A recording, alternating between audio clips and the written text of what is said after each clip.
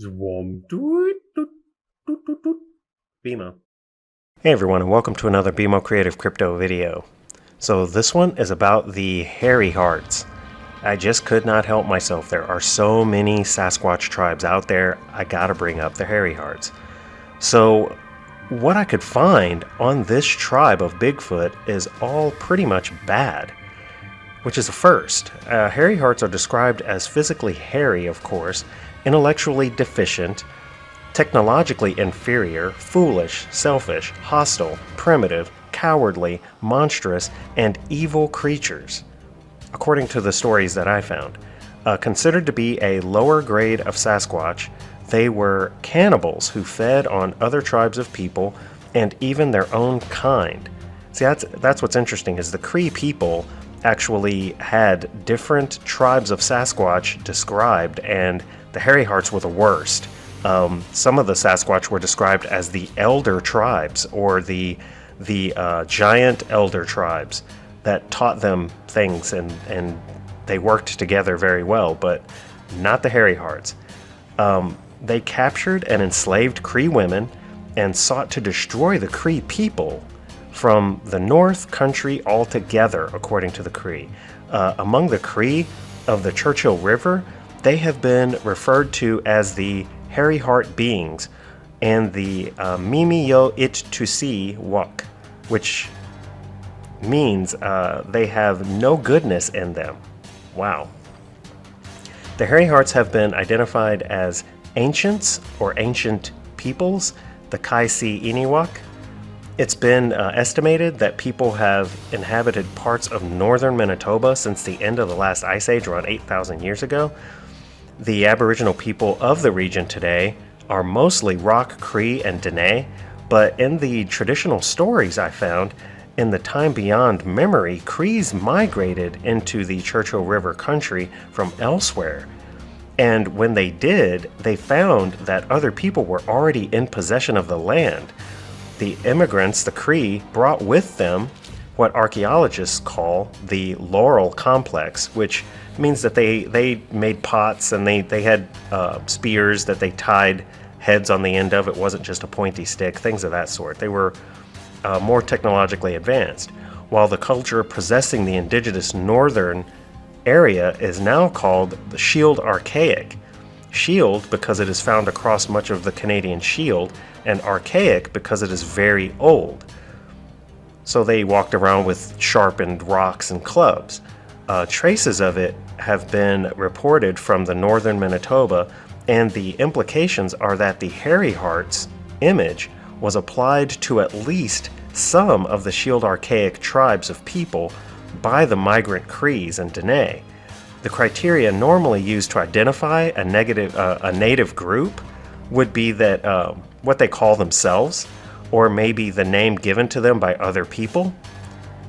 In this case, we call them hairy hearts now, but archaeologists call them the Shield Archaic. Sometimes we refer to a native group by the name of the language that they speak, like the Cree people.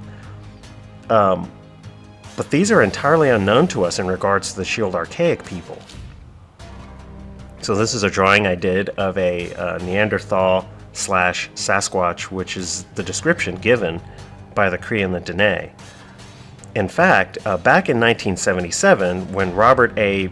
Brightman, an American archaeologist and professor, was learning about the ancients from the senior Cree residents of northern Manitoba, the elders showed him what these hairy hearts looked like by pointing to an illustration in his grandson's schoolbook of a Neanderthal caveman with a wooden club in hand and clothed in animal hides even.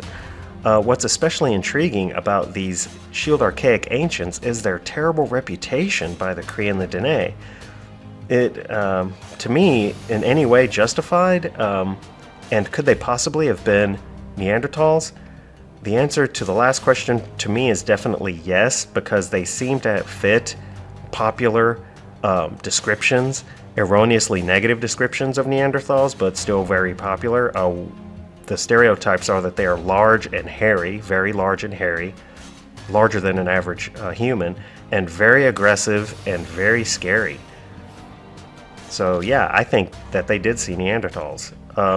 Anthropologists tell us that Neanderthals, however, supposedly became extinct between 30,000 and 40,000 years ago, and were confined entirely to the Eastern Hemisphere and never made an appearance in North America or Canada at all, supposedly.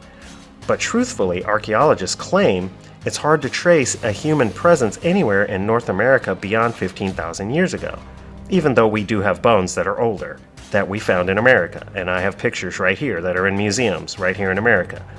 They're not Smithsonian museums, note, but they are in museums. All of the human beings that have ever lived on this continent have been of the fully modern Homo sapiens sapien type, according to archaeology, but that's not according to the bones that we have found. That includes the Shield Archaic people, and so there's no chance whatsoever that the Cree people in northern Manitoba ever came into contact with Neanderthals, according to archaeologists, except there are still pictures and exhibits, confiscated skeletons, all across America that still exist that the Smithsonian and others like the Smithsonian haven't quite eliminated from public view like they would like to do. They're trying to change our history. And these are giant skulls. Like right there in the middle is an average 6'1" male outline skull, and then next to it is a Neanderthal skull. Just to give you an idea of how big these guys were. Let's move on.